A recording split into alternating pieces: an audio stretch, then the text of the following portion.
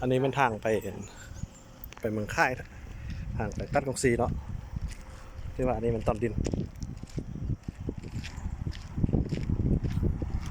ถ่ายให้เบิ่งเนาะ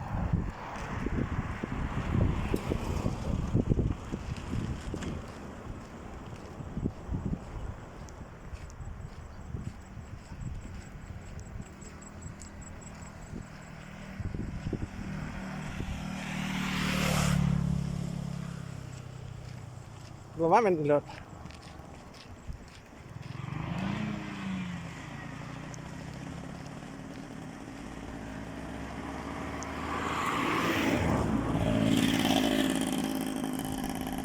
แล้วก็สุดเถอะ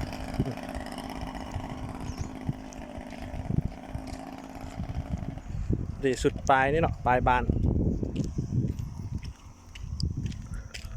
สุดปลายบานนี่พินสมกลับไปทางนั้นเนาะ